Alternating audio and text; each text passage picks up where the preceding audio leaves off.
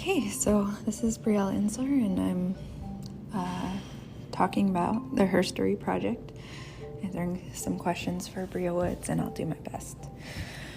So, the first question is, if I sat down with my great-grandmother, what would I want them to know about me now?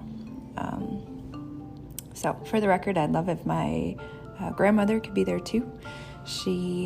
We lost her when I was in college, and she was my role model, if I ever had one, and just someone I looked up to, just with grace and charm and the ability to wrap a room around her finger that I will probably never have. So, hope she can be there with us. But I would really like my grandmother and my great-grandmother to know that I'm filled with gratitude. I mean, first and foremost, if it weren't for everyone who's come before me, every woman who has come before me, everyone who has worked to pave the way to create an environment where someone like me and my partners who started, came to a city with nothing, were able to grow a business exactly the way we wanted it to look, and 10 years later still be running. I just wouldn't be here if it weren't for the ones that came before me, and the opportunities that I've had along the way, the privileges that, I was born into with my family, being a family of entrepreneurs especially, and the work that they did and the vision that they put in me, realizing that I just had to put work in and I could get there. I'd also want them, to know about my why.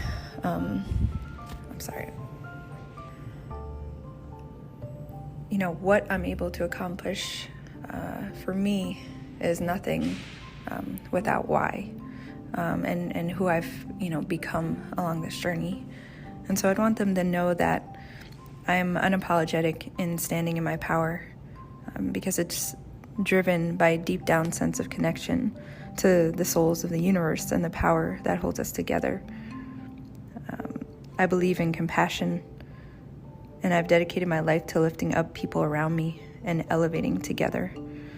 I believe in truth and justice. I believe in tearing down the false and oppressive structures that are responsible for generation abuse and trauma and continued oppression. These systems that we fight every day because they thrive in inequality. They thrive in the lack of opportunity for communities of people that have been kept in place while the few thrive. I believe that those structures and those establishments need to be torn down and changed and rebuilt. I believe that toxicity and abuse are intolerable and must be rooted out at their core. I believe in treating people with respect and giving them the opportunity to grow and evolve so they can do more good in this world. And it's based on these beliefs and values, with the privileges that I've had and a whole lot of hard work, that I've been able to create my own path. I've created a space to uplift others. Together, we've helped uplift our city. We've visualized our dreams and made it a reality. We were able to understand the power that we have inside of us to make something a reality, to build from scratch and end up exactly where we want to be.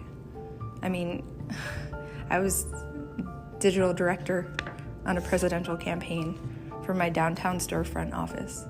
It's something that I'd never imagined we'd ever have. Seeing our start when we came to the city, we shared a house with 6 people and 4 dogs and worked out of a little kitchen space. And here we are today. We created community here, and we created a beautiful family at home. I found a partner of 10 years now that, I think we've been through everything, and we've come out stronger and learned that you can't be your best version of yourself if you don't love yourself first, and then give your partner that opportunity to love themselves in the same way. And learn to be more patient, more thoughtful, more forgiving, and learn how to communicate so that you're both happy, not just you. And together with this beautiful partnership, we've created 2 beautiful babies, my 6-year-old Masai and my 4-year-old Azara. Absolute perfection, and they're the most beautiful picture for our future. And they are a picture of life today, which is, something to share with my grandma and great-grandmother. Life today is very different than even I would have imagined it growing up. After this pandemic, this virtual future of now,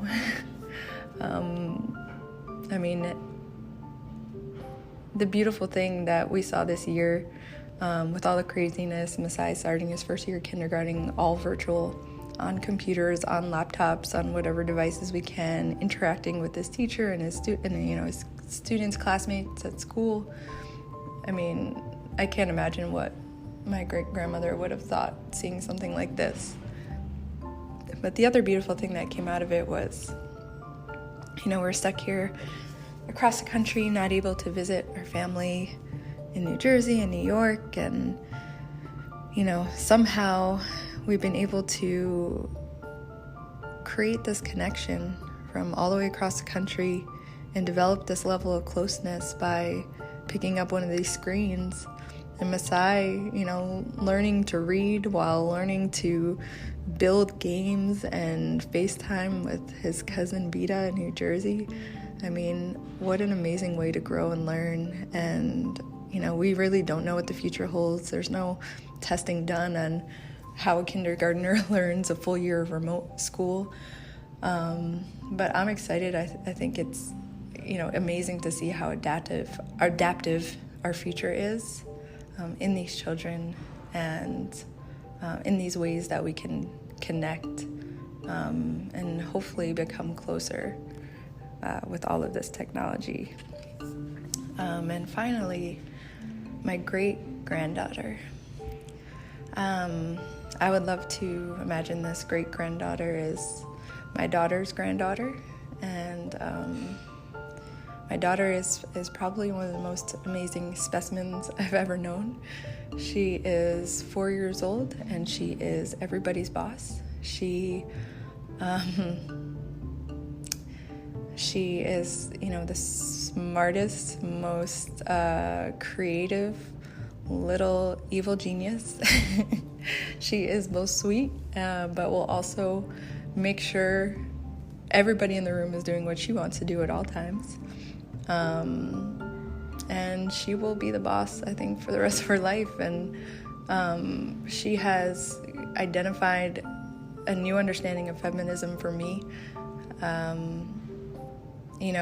I like to say now, not that the future is female, but the future is fluid.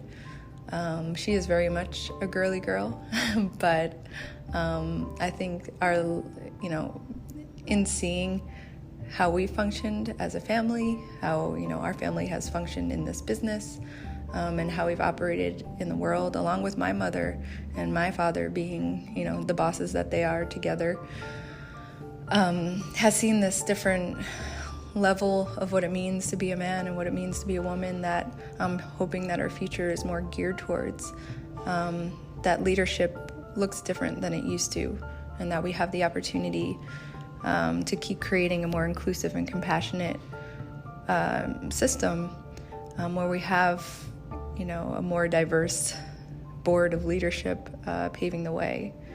And I'm excited to have played a role in that. The work that we did helped elect the first openly gay Black man in all of Texas.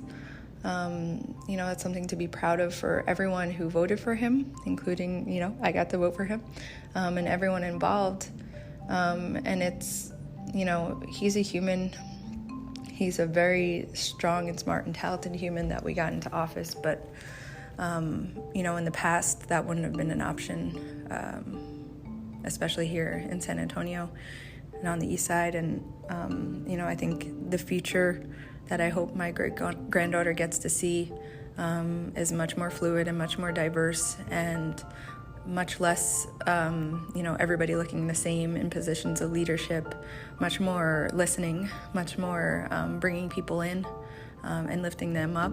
And, I'd hope to tell my great-granddaughter that I was part of that, and so was her mother. And I'm grateful to be living and building at a time when more voices are being heard, and I can play a role in lifting up the ones around me.